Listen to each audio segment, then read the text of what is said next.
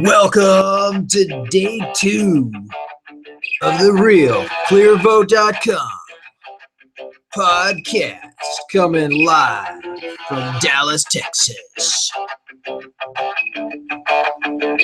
Here's your host, C.W. Martin. Hey guys, it's a good day. It's a good day to get ready for an awesome NBA night. It's an awesome day to get ready for payday. It's an awesome day because it is snowing buckets in Dallas, Texas. And school is canceled. The people are running around. The kids are on your nerves. They've had a bit too much hot cocoa. Don't forget the marshmallows. So, folks, we've got ourselves some news today. And we're going to lead the show off with a fascinating news piece involving an Oscar winner by the name of Emma Thompson, who is declaring her unwillingness to pay income tax until the scandal involving HSBC, the bank, is resolved. The LIBOR scandal, the one that does not get in the news very often. Fascinating to see her take a stand on this issue. She and her husband are really going to great lengths to draw publicity to this interesting scandal. Will anything ever come of it? Will Emma Thompson and husband go to jail? Not likely. Will they end up paying their taxes? Likely. The United States takes tax payment very seriously, and no one seems to be above that particular sector of the federal government. Ask Willie Nelson, ask Wesley Snipes, ask a long list of celebrities, politicians, public figures. They'll all tell you the IRS. Now that's where the power is. So on this particular issue, the answer is no. Emma Thompson will not be going to any jail cell. 100% of the Real Clear Nation agrees. Now on to a second news story that's hit the press that's fascinating as well, involving Google. It appears as though the company's motto, "Don't do evil," is being employed in their opposition to the FBI spy powers that are now being expanded. And not only that, but they have actually joined forces with the American Civil Liberties Union, the ACLU, to oppose that expansion. Article goes in and talks about it, essentially arguing that the government is seeking a troubling expansion of its power to surreptitiously hack into computers. And the internet giant Google and the ACLU are among various groups who have objected to a rule change by the U.S. Department of Justice that would give the FBI and other agencies sweeping new powers to perform search and seizure of private data from online users across the nation and the globe. And the globe! The U.S. DOJ has got a very broad system of statute writing and interpreting. If you've ever read the book Mr. Nice, he he's a former major cannabis drug dealer, importer and exporter. And his autobiography discusses his absolute frustration with the way he sees it, the overpowering expansion of the United States DOJ, and how they ended up using the RICO statute to prosecute him for his crimes. Fascinating book if you ever get a chance. So yes, I'm in favor of Google's decision based on the limited information I have. And 100% of the Real Clear Vote Nation agrees. Next headline is a bit scandalous. It asks, does secularism need to get aggressive? Now, what does that mean? Well, it just so happens a blogger was hacked to death recently in Bangladesh. Here's the news story. A prominent blogger has been killed in a brazen attack in Bangladesh. Now, police are looking at whether it was carried out by extremist hardliners who had apparently threatened him over his views. Well, CNN's Ravi Agrawal joins us now from our bureau in New Delhi. Hi there, Ravi. Who is this man and what do we know happened? Hi, Robin. This man's name is Avijit Roy. He was an American citizen, and he was a prolific writer on secularism, we're told. We don't know too much about the circumstances of his death, but what we do know is that on Thursday night in Dhaka, the capital of Bangladesh, he was walking back home after a book fair. This is the season of book fairs in this part of the world, when he was attacked by a group of assailants who were carrying knives. We have some sound from one of the eyewitnesses from that account. Let's listen in. I saw an unknown person bring out a big knife and first hit him from behind on his head and then on his shoulders. I shouted for help from the people, but nobody came to save him. No one came. So there you have it. It seems as though religious fanatics throughout history have been on the aggressive side of interactions with secularists. I mean, since when has a secularist gone on a mission? And it's funny, the word mission itself is derived from a religious background to convert people. I'm tired of these religious fanatics on all different sorts. I think Christopher Hitchens does a phenomenal job of expressing his frustration with the fanatical religions and the oppressive ways and the absolute desire to force their beliefs upon secularists. It appears as though this blogger was a prolific writer and he had some things to say. Of course, now this person who acted against him used violence. The pen is mightier than the sword. Hopefully, a lesson can be learned here, and my thoughts are with the deceased and his survivors. Let's move on to the next story. This one's a little bit on the lighter category. This, in fact, went viral yesterday. The CEO of BuzzFeed, in fact, stated that he had never seen anything go up this fast in terms of viral videos and viral discussions. He had 600,000 people simultaneously looking at a post that was very recently posted. So he said he was just blown away. Basically, if you don't know, this particular dress it works using some different concepts of science, but basically makes the dress appear either black and blue or white and gold, depending on how you're looking at it, the lighting, etc. So, what color do you see? Take a look at the video. Let us know what you think.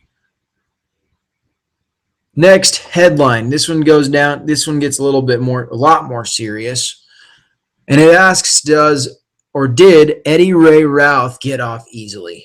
Or get off easy? He was just recently found guilty in a state court of Texas, and he was punished and sentenced to life in prison. Some folks in Texas and around the world believe that he should have received the death penalty, an eye for an eye. So this question strikes at the heart of the death penalty and those who are in favor and those against it. He did attempt to enter a plea of insanity. The jury didn't buy it, analysts have cited the fact that he left, and the prosecution cited the fact that he led the police on a high-speed pursuit after the murder took place, showing his consciousness and his ability to decide between right and wrong. I'll let you decide whether he should have received the death penalty or not. Food for thought, though. All right, let's get into a little bit of sports here.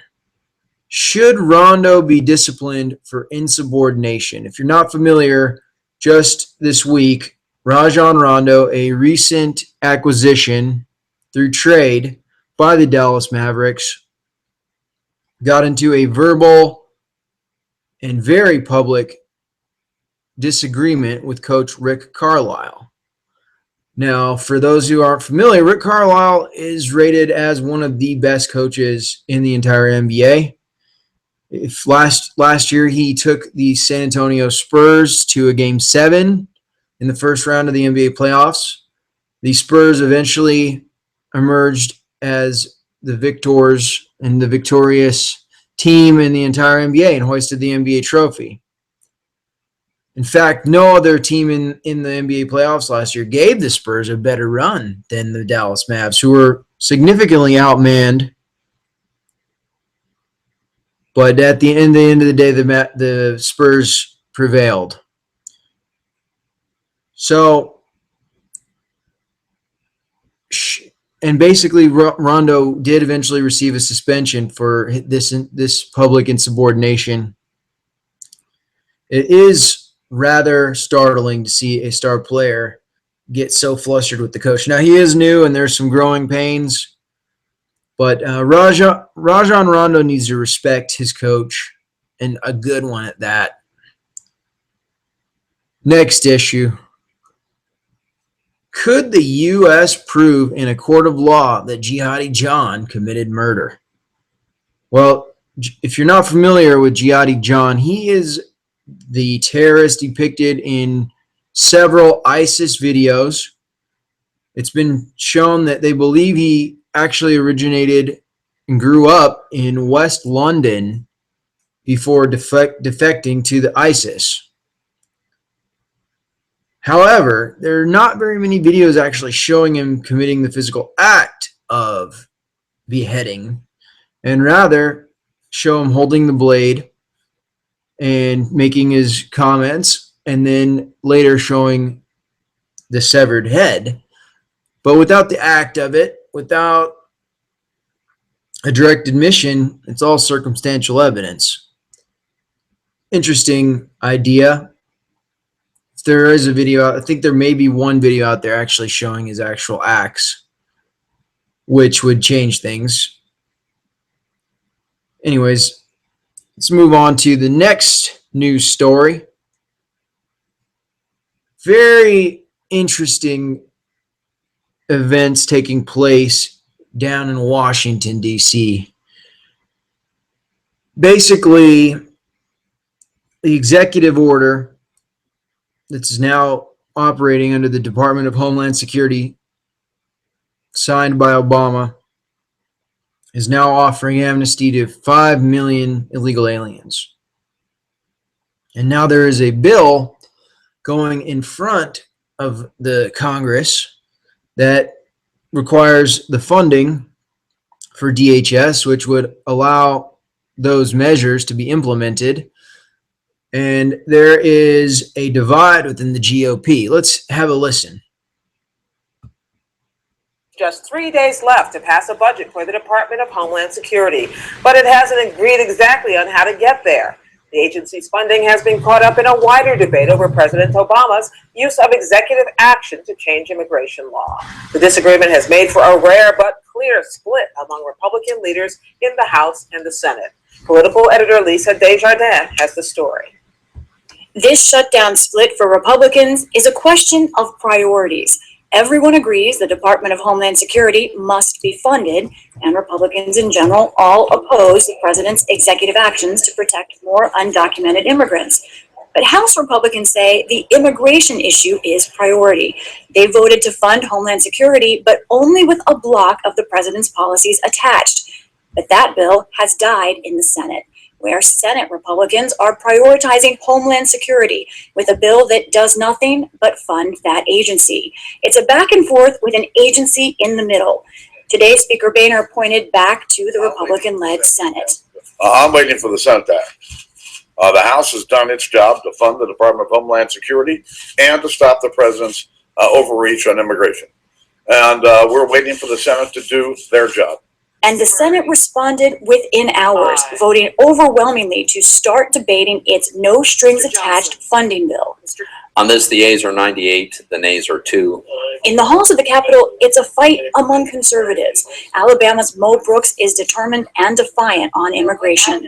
I am not going to vote for any legislation, whether it be long-term or short-term, that supports illegal and unconstitutional conduct. And so I don't know what the speaker's plan is going forward, but I can tell you what my position is, and my position is, and I think that there are a substantial number of Republicans in the House of Representatives who agree that the United States Constitution comes first.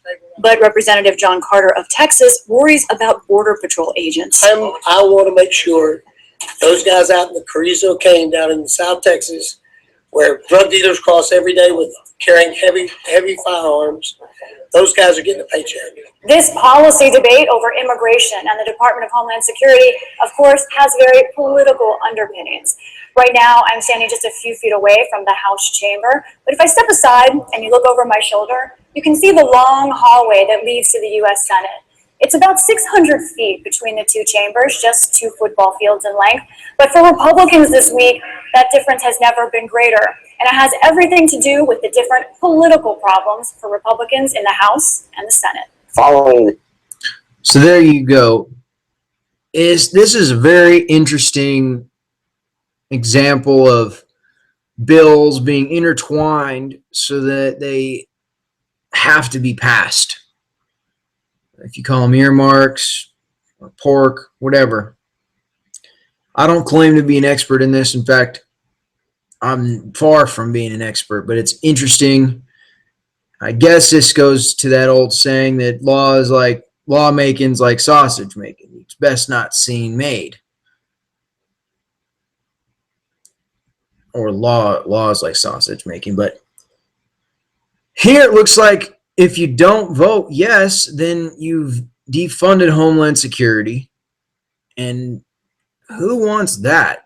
And they've done many tests, and the media loves to report on the fact that yes, Republicans will bear the brunt of a Homeland Security or a Department of Homeland Security budget cut or budget freeze, and for good measure, really, because they are in control of Congress. Now, why they can't separate those two or find a way to address each issue separately is beyond me, but I'll get more information on that as things evolve. Let's do a break real quick here. I'll be right back here about 15 seconds.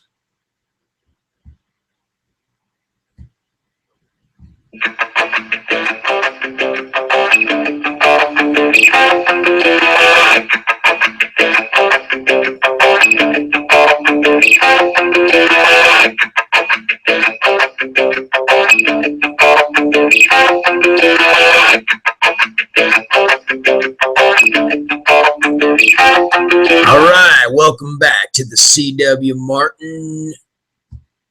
I'm your host. Welcome to the Real Clear Vote Nation Channel Podcast, Episode 3. Your host, C.W. Martin here. We've got to ask ourselves whether LeBron Jr., who's only 10 years old, is going to be as good as his daddy. Lord knows he's got the great genetics. So let's have a look here and see what he can do. Let's have a look at this young man. He's already getting college offers, by the way. Why not?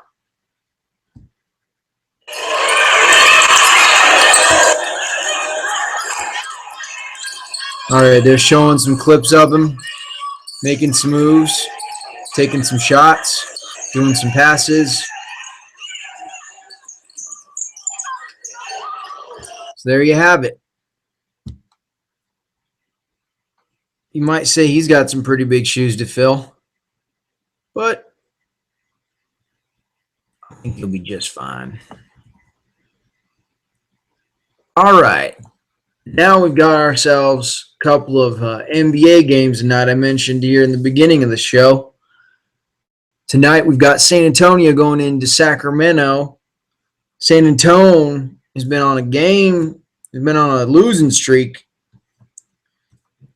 Uncharacteristic of that franchise, one of the best in sports. So we've got a question out there. Will the Spurs cover the spread? They've got to win by 10 to pay. The Kings not doing much these days, but they are playing at home. Unfortunately, I think the Spurs are going to win this game, and the Kings are a little bit outmatched. What else do we have here? What do we have going on? We've got a real nice game tonight with the OKC, Oklahoma City Thunder, playing the Portland Trailblazers up in Portland.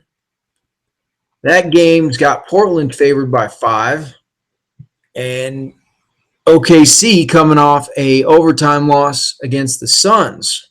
So they may be tired. The defense of the Portland Trailblazers is worth noting. They do real well against the guards, and they're real good at pushing their offense, so turning defense into offense. Tonight, I like the Portland Trailblazers to cover the 5 points and win the game. Got another bet going on with the Salt Lake City, the Utah Jazz playing the Denver Nuggets. Again, this one's a 5-point spread favoring the Jazz. And I do like the favorite in this game as well. Cleveland versus Indiana. Pacers versus the Cavaliers. Cavs have been hot. They won last night in Cleveland against the Warriors. Steph Curry and company.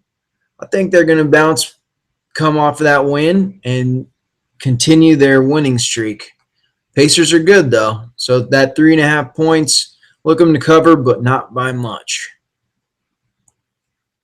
NBA bet. Next game is Minnesota versus Chicago. Of course, Derrick Rose is out. Chicago is still favored by 6.5, and they're up in Minneapolis. I expect, in fact, in this one, I've got the dog. I think they'll win this game outright. So I'd take the money line. But if you're not as confident, take the 6.5 points. That Minnesota Timberwolves team's decent. They're growing. They've got some stuff to look forward to here in the future. All right. Real Clear Vote Nation. That about does it for the day. I want to thank you for listening. And as always, check us back up on Monday. Get your infotainment and check how this show gets better and better. We got news, we got sports, we got entertainment, Y'all take care. Real clear your vote. Drop the mic.